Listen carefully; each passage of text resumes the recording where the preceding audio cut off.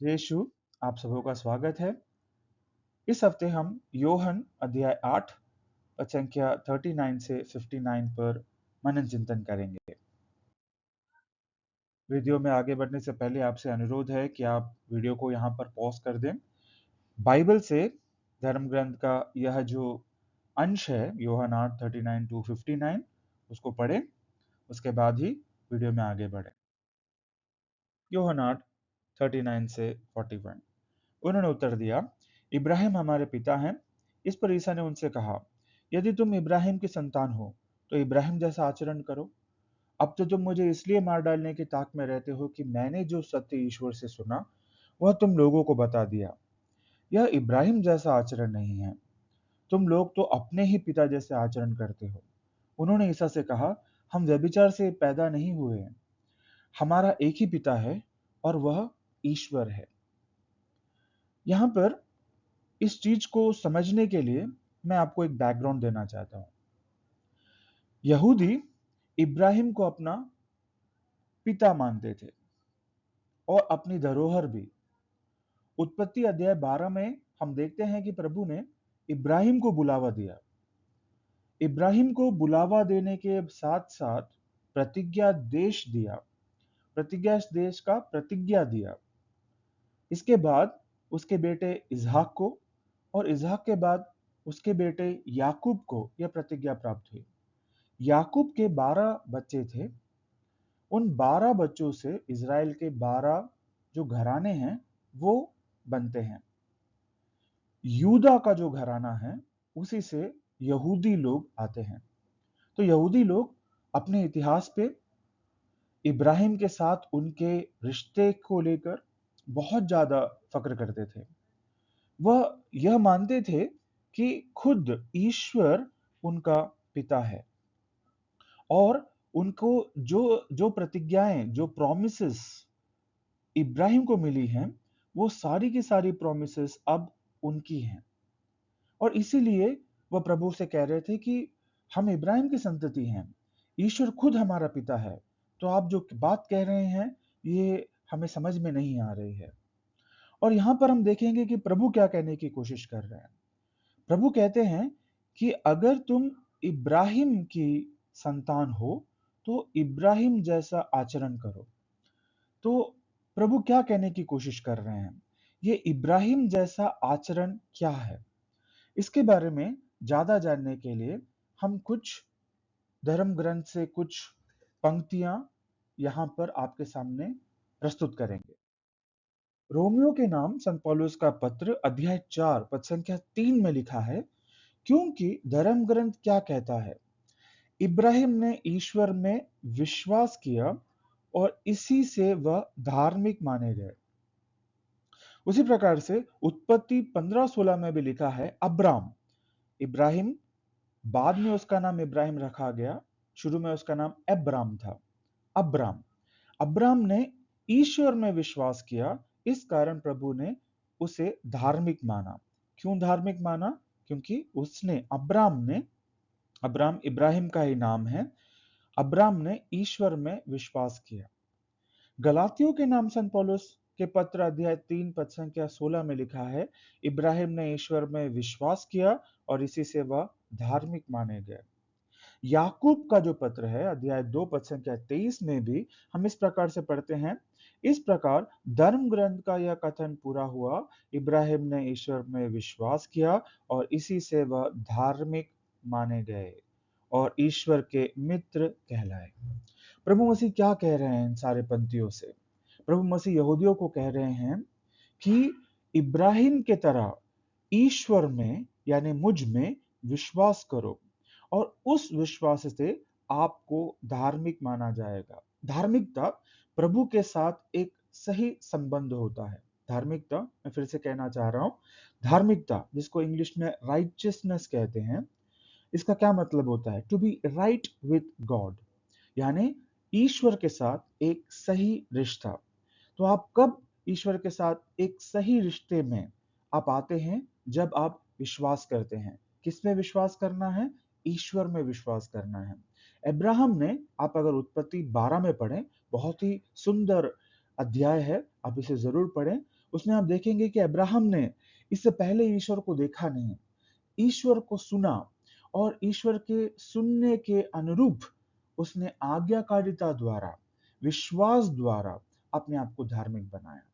तो प्रभु मसीह भी यहाँ यहूदियों को कह रहे हैं कि अगर आप वाकई में अब्राहम की संतति हैं तो आप मुझ पर जरूर विश्वास करेंगे। आगे बढ़ते हैं। वर्सेस 42 एंड 43 में हम इस प्रकार से पढ़ते हैं। ईसा ने यहूदियों से कहा, यदि ईश्वर तुम्हारा पिता होता तो तुम मुझे प्यार करते, क्योंकि मैं ईश्वर से उत्पन्न हूं और उसके यहां से आया हूं। मैं अपनी इच्छा से नहीं आया हूं, मुझे उसी ने भेजा है। तुम मेरी बातें क्यों नहीं समझते? कारण यह है कि तुम मेरी शिक्षा सुन नहीं सकते। प्रभु कहते हैं, अगर वाकई में ईश्वर तुम्हारा पिता होता, यानी अगर आप धार्मिक होते, यानी आपका रिश्ता ईश्वर के साथ सही होता, तो आप वाकई में मुझे प्यार करते, क्योंकि आप मुझ पर विश्वास करते और मैं जिसके यहां से आया हूं, जिसने मुझे भेजा है, जिसकी इच्छा से मैं यहां पर आया हूं, आप मुझसे प्यार करते। आप मेरी बातें क्यों नहीं समझ सकते? मैं जो बातें कह रहा हूं, एक पहली बात तो मैं स्वर्गिक बातें कह रहा हूं, आत्मिक बातें कर रहा हूं। ये आप क्यों नहीं समझ सकते? क्योंकि आप मेरी शिक्षा सुन नहीं सकते।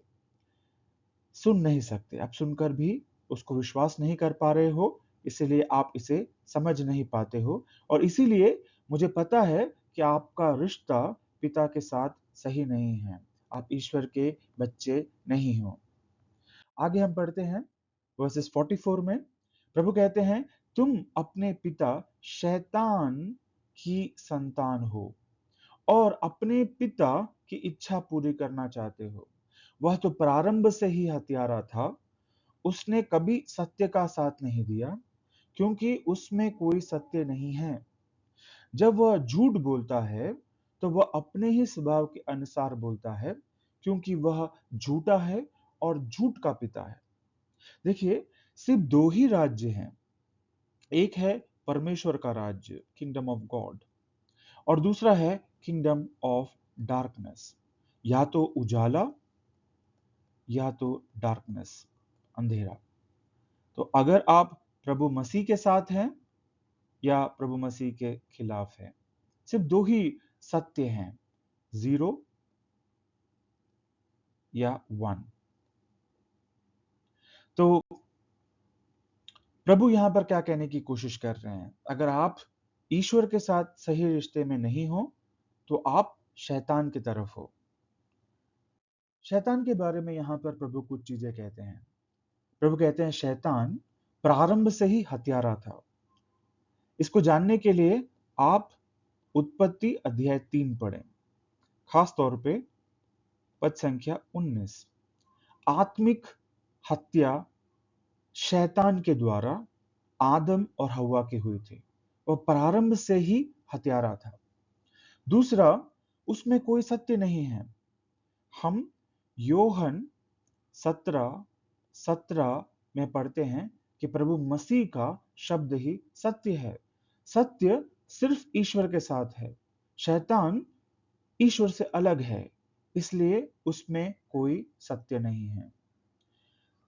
तीसरा, कि वह झूठा है, वह झूठ बोलता है और झूठ का पिता है, यानी झूठ को रचने वाला है।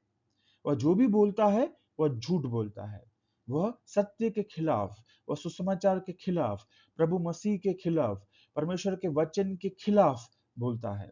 और आज भी यह संसार में सुसमाचार के खिलाफ, प्रभु मसीह के खिलाफ, बाइबल के खिलाफ हमेशा एकजुट होकर यह अटैक करता है। और यही हम आगे आने वाले जो चैप्टर है, योहन अध्याय 10 पद संख्या 10 में भी हम इस प्रकार से पढ़ते हैं। प्रभु मसीह कहते हैं, चोर यानी शैतान केवल चुराने, मारने और नष्ट करने के लिए आता है। मैं इसलिए आया हूं कि वे यानी हम जीवन प्राप्त करें, बल्कि परिपूर्ण जीवन प्राप्त करें। तो हम देखते हैं कैसा विरोधाभास है। प्रभु मसीह हमें जीवन देने आए हैं, जीवन नहीं परिपूर्ण जीवन देने आए हैं, जबकि जो हमारा दुश्मन है, जो शैतान है, वो इन सब चीजों के विपरीत हत्यारा है, सत्य उसके साथ नहीं है और झूठ का सृष्टि करता है। आगे हम पढ़ते हैं वर्सेस 45 और 47 में हम इस प्रकार से प्रभु मसीह को सुनते हैं। प्रभु कहते हैं, मैं सत्य बोलता हूं, इसलिए तुम लोग मुझ में विश्वास नहीं करते। तुम में से कौन मुझ पर पाप का दोष लगा सकता है? यदि मैं सत्य बोलता हूं तो तुम मुझ में विश्वास क्यों नहीं करते? जो ईश्वर का है वह ईश्वर का संदेश सुनता है। तुम लोग इसलिए नहीं सुनते कि तुम ईश्वर की संतान नहीं हो। प्रभु ने शुरुआत में ही कहा था कि आप अगर अब्राहम की संतति हो, तो जैसे अब्राहम ने किया, अब्राहम ने क्या किया? मेरे शब्दों को सुना, ईश्वर के वचन को सुना। प्रभु मसीह ईश्वर के वचन है, यानी प्रभु मसीह को सुना और उसमें विश्वास किया, और विश्वास करने के चलते उसे धार्मिक माना गया, यानी प्रभु मसीह के साथ, ईश्वर के साथ एक सही रिश्ते में वो आ पाए। इसीलिए अब्राहम राइचियस यानी धार्मिक माने गए। प्रभु कहते हैं, लेकिन चूंकि आप मेरे शब्दों पर विश्वास नहीं करते हो, इसलिए आप मेरे साथ, ईश्वर के साथ एक सही रिश्ते में नहीं हो। इसलिए जब मैं सत्य बोलता हूं, तुम लोग मुझ में विश्वास नहीं कर पाते। जो ईश्वर का है, जो ईश्वर के साथ सही संबंध में है, वह ईश्वर का संदेश सुनता है। तुम लोग इसलिए नहीं सुनते क्योंकि तुम ईश्वर की संतान नहीं हो, सही रिश्ता नहीं है, आप धार्मिक नहीं हो क्योंकि आप विश्वास में नहीं हो। आगे हम पढ़ते हैं, यहूदियों ने ईसा से कहा, हम सच कहते हैं कि तुम समारी हो और तुमको अबदूत लगा है। ईश्वर ने ईसा ने उत्तर दिया, मुझे अबदूत नहीं लगा है, मैं अपने पिता का आदर करता हूँ। तुम लोग मेरा अनादर करते हो। मुझे अपनी महिमा की चिंता नहीं, उसकी चिंता किसी दूसरे को है, वह निर्णय करता है। मैं तुम लोगों से यह कहता हूँ, यदि कोई मेरी शिक्षा पर चलेगा तो वह कभी नहीं मरेगा। यहूदियों ने ईसा से कहा, तुम समारी हो। पुराने जमाने में प्रभु मसीह के समय पे किसी को समारी कहना उसे गाली देने के तुल्य था। और क्या कहते हैं, प्रभु में अपदूत लगा है। हम देखते हैं कि प्रभु के अंदर पवित्र आत्मा थी, वो पवित्र आत्मा का भी तिरस्कार करते हैं, कहते हैं तुम पर अपदूत। अपदूत का मतलब होता है गंदी आत्मा, अशुद्ध आत्मा, अपदूत। तो पवित्र आत्मा का भी यहाँ पर तिरस्कार हो रहा है, प्रभु मसीह को भी वो गाली दे रहे हैं। प्रभु कहते हैं, मुझे अवधूत नहीं लगा है, मैं तो अपने पिता का आदर करता हूं, इसीलिए मैं ईश्वर होने के बावजूद इस धरती में एक नश्वर शरीर के साथ आपके साथ मौजूद हूं। हम फिलिपियों के नाम संत पौलुस के पत्र अध्याय 2 पद संख्या 5 से 11 में बहुत ही साफ तरीके से पढ़ते हैं कि किस प्रकार से प्रभु मसीह ने ईश्वर होने के बावजूद अपने आप को दीनहीन बनाकर इस दुनिया में लाया, और अपने आप को इतनी दीनता तक ले गए कि वह क्रूस के मरण तक अपने आप को उन्होंने दीन बनाया। तो प्रभु कहते हैं कि मैं तो अपने पिता की इच्छा, अपने पिता के आदर में यहाँ पर आया हूँ, मैं अपनी महिमा के लिए नहीं आता हूँ। मेरा अनादर करते रहो, कोई प्रॉब्लम नहीं है, मुझे अपनी महिमा की चिंता नहीं है, उसकी चिंता किसी दूसरे को है। कौन? पिता परमेश्वर को है, और वही न्याय करता है। अगेन आप इसको फिलिपियों के नाम संत पौलुस का पत्र अध्याय 2 पद संख्या 5 से 11 में पढ़ेंगे कि लिखा है, क्योंकि प्रभु मसीह ने पिता की इच्छा के अनुरूप आज्ञाकारिता दिखाई, वह उसे वह महिमा देगा जो सारी महिमाओं से ऊपर है। और इसीलिए प्रभु मसीह कहते हैं कि जो कोई मेरी शिक्षा, प्रभु मसीह की शिक्षा पर चलेगा, वह कभी नहीं मरेगा। इसको जानने के लिए योहन का सुसमाचार अध्याय 3 पद संख्या 16, पद संख्या 36 आप जरूर पढ़ें। आगे बढ़ते हैं, वर्सेस 52 53 में हम इस प्रकार से पढ़ते हैं, यहूदियों ने कहा, अब हमें पक्का विश्वास हो गया है कि तुम अबदूत लगा है, इब्राहिम और नबी मर गए, किंतु तुम कहते हो यदि कोई मेरी शिक्षा पर चलेगा तो वो कभी नहीं मरेगा। क्या तुम हमारे पिता इब्राहिम से महान हो? वह मर गए हैं और नबी भी मर गए हैं, तुम अपने को क्या समझते हो?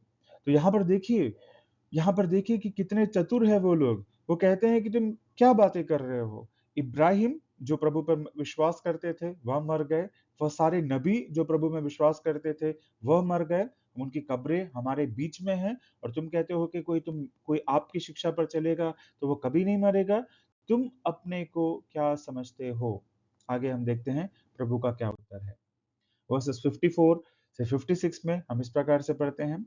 ईसा ने उत्तर दिया, यदि मैं अपने को महिमा देता तो उस महिमा का कोई महत्व नहीं होता। मेरे पिता मुझे महिमान्वित करता है। उसे तुम लोग अपना ईश्वर कहते हो। यद्यपि तुम उसे नहीं जानते, मैं उसे जानता हूँ। यदि मैं कहता कि मैं उसे नहीं जानता, तो मैं तुम्हारी तरह झूठा बन जाता। किंतु मैं उसे जानता हूँ और उसकी शिक्षा पर चलता हूँ। तुम्हारे पिता इब्राहिम यह जानकर उल्लसित हुए कि वह मेरा आगमन देखेंगे, और वह उसे देखकर आनंद विभोर हुए। यहाँ पर फिर से मैं आपको दोबारा बताता हूँ ताकि आप इसे अच्छी तरीके से समझ सके। प्रभु कहते हैं, प्रभु से क्या सवाल पूछा गया था कि तुम अपने आप को क्या समझते हो? तो यहाँ पर प्रभु अपनी आप को महिमा नहीं देते हैं। प्रभु कहते हैं कि महिमा तो मुझे मेरे पिता की तरफ से मिलेगी। हमने इससे पहले भी यूहन्ना के सुसमाचार अध्याय 5 में देखा था कि प्रभु कहते हैं कि मैं मनुष्यों द्वारा महिमा स्वीकार नहीं करता। सच्ची महिमा उसी के पास होती है जिसके पास महिमा होती है, सिर्फ ईश्वर के पास महिमा होती है। तो मुझे पिता परमेश्वर महिमान्वित करेंगे। और फिर से मैं आपको फिलिपियों के नाम संत पौलुस अध्याय 2 पद संख्या 5 से 11 की ओर लेकर जाऊंगा, जहां पे लिखा है कि पिता परमेश्वर ने प्रभु मसीह को महिमान्वित किया है। और प्रभु कहते हैं कि जिन्हें तुम अपना ईश्वर कहते हो, अब्राहम की संतति होने के नाते आप कहते हो कि आप पिता ईश्वर, जिसको आप अपना ईश्वर कहते हो, वह ईश्वर, आप ईश्वर कहने के बाद भी आप उसे नहीं जानते। लेकिन मैं कई बार आप लोगों से कह चुका हूं और दोबारा कहता हूं कि मैं उसे जानता हूं। मैं उसे जानता हूं। मैं उसे जानता हूं क्योंकि उसके साथ मेरा निजी रिश्ता है, व्यक्तिगत रिश्ता है। आपके साथ आप नियम के साथ चलते हो। आपके अंदर आत्मिक जीवन नहीं है। आपके अंदर आत्मिक जीवन क्यों नहीं है? क्योंकि आप मेरे शब्दों पर विश्वास नहीं करते। विश्वास नहीं करने के चलते आपके अंदर आत्मिक जीवन नहीं है। एफिसियों के नाम संत पौलुस का पत्र अध्याय 1 पद संख्या 13 और 14। जब आप परमेश्वर में विश्वास करते हैं, परमेश्वर के सुसमाचार पे विश्वास करते हैं, तब हमें पवित्र आत्मा मिलता है। यूहन्ना का सुसमाचार अध्याय 3 पद संख्या 6 कहता है कि पवित्र आत्मा हमारे अंदर आत्मिक जीवन प्रदान करता है। यूहन्ना का सुसमाचार अध्याय 4 पद संख्या 23 और 24 कहता है कि प्रभु मसीह ईश्वर आत्मिक है और आप उसकी आराधना आत्मा और सच्चाई में ही कर सकते हैं। तो जो लोग ईश्वर में विश्वास नहीं कर सकते, जो लोग प्रभु के सुसमाचार में विश्वास नहीं कर सकते, वो आत्मिक रूप से मृत हैं। और अगर आप आत्मिक रूप से मृत हैं, तो किसी भी तरीके से आप उस ईश्वर को जो आत्मिक है उसे आप नहीं जान सकते। लेकिन प्रभु मसीह कहते हैं, मैं ईश्वर को जानता हूं, और इसीलिए मैं आपसे कहता हूं कि मैं उसे जानता हूं और उसकी शिक्षा पर चलता हूं। मैं उसे जानता हूं इसलिए उसकी शिक्षा पर चलता हूं। आपके पिता इब्राहिम ने यह जानकर उल्लसित हुए कि वह मेरा आगमन देखेंगे और उसे देखकर आनंद विभोर हुए। प्रभु यहाँ पर एक बड़ा दावा कहते हैं कि जिस इब्राहिम की आप बात करते हो, जिसको आप मृत कहते हो, उसने यह जाना कि वह मेरा आगमन देखेंगे, और देखने के बाद वह आनंद विभोर हुए। बड़ा बड़ा जो है एक दावा है ना? तो आगे हम देखते हैं कि प्रभु मसीह इस दावे को किस तरीके से सत्यापित करते हैं। यहाँ पर मैंने इंग्लिश में लिखा है व्हेन अब्राहम मेट जीसस, कि प्रभु अब्राहम ने प्रभु मसीह से कहां पर मुलाकात की। तो उत्पत्ति अध्याय 18 पद संख्या 1 और 2 में हम एक वाक्य सुनते हैं। इब्राहिम माबरे के बलूत के पास दिन को तेज गर्मी से के समय अपने तंबू के द्वार पर बैठा हुआ था कि प्रभु उसको दिखाई दिए। कौन दिखाई दिए? प्रभु उसको दिखाई दिए। इब्राहिम ने आंख उठाकर देखा कि 3 पुरुष उसके सामने खड़े हैं। 3 पुरुष कौन हैं? अगर आप आगे कहानी में पढ़ेंगे, वो त्रित्व थे। तो उन्होंने प्रभु पिता परमेश्वर, पुत्र परमेश्वर, पवित्र आत्मा परमेश्वर इंसानी रूप में इनको इब्राहिम को दिखाई दिए। उत्पत्ति 14:18 में भी हम देखते हैं कि सालेम का राजा मल्कीसदेक रोटी और अंगूरी ले आया। वह सर्वोच्च का याचक था। और अगर हम इब्रानियों के नाम संत पौलुस का इब्रानियों के नाम पत्र अध्याय 7 पद संख्या 3 में पढ़ेंगे कि यह मल्कीसदेक पुराने व्यवस्था में प्रभु मसीह का एक रूप था। तो हम देखेंगे सालेम का राजा, सालेम का मतलब होता है शांति, शांति का राजा कौन है? प्रभु मसीह। मल्कीसदेक इब्रानी 7:3 के जैसे कौन है? प्रभु मसीह।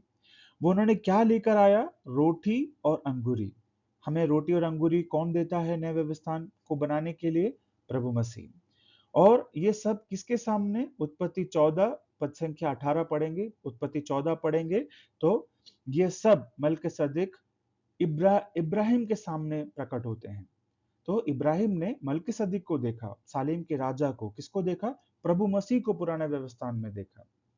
तीसरा, उत्पत्ति 22:13 ये कहानी है जब इब्राहिम को यह आज्ञा मिली थी कि वह अपने इकलौते बेटे इसहाक को बलि चढ़ाए। और हम देखते हैं कि इब्राहिम ने किस प्रकार से आज्ञाकारिता निभाते हुए इसहाक की बलि चढ़ानी चाहिए। तब इब्राहिम ने आंखें ऊपर उठाई और सींगों से झाड़ी में फंसे हुए एक मेढ़े को देखा। मेढ़ा यानी मेमना। इब्राहिम ने जाकर मेढ़े को पकड़ लिया और उसे अपने पुत्र के बदले बलि चढ़ा दिया।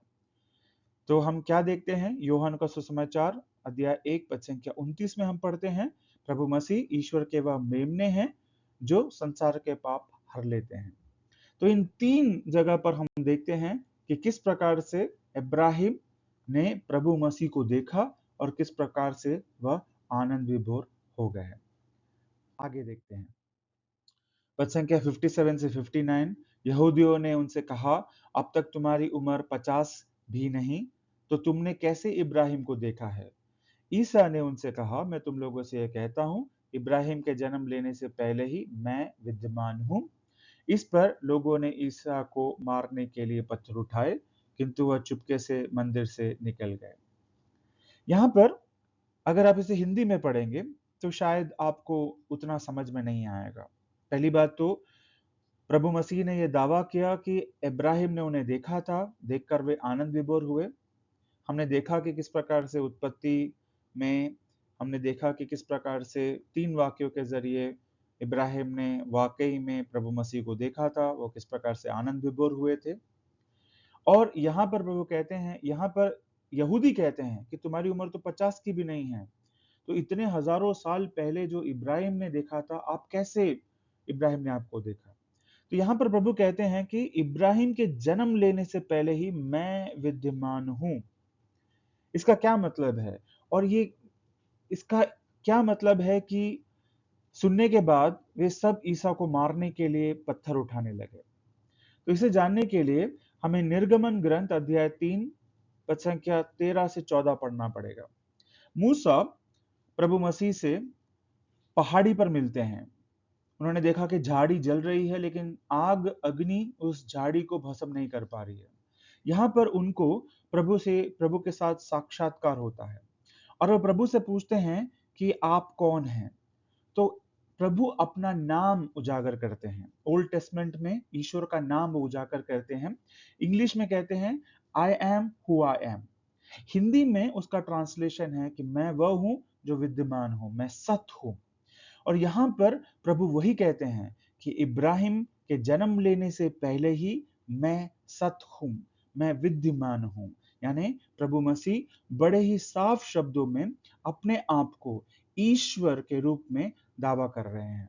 और इसी का सबूत है कि यह सुनने के बाद सारे यहूदी उनको पत्थर से मारने के लिए उन्होंने हाथ उठा लिया। क्यों? क्योंकि लिखा है कि आप ईश्वर की बराबरी नहीं कर सकते, ईश निंदा नहीं कर सकते। यहूदी प्रभु मसीह पर विश्वास नहीं करते थे, इसीलिए उनको लगा कि वो ईश निंदा कर रहे हैं, इसीलिए उन्होंने पत्थर उठाकर ईसा को मारना चाहा। इस हफ्ते के लिए इतना ही। अगले हफ्ते यूहन्ना अध्याय 9 के साथ फिर आपके साथ मुलाकात होगी। जय यीशु।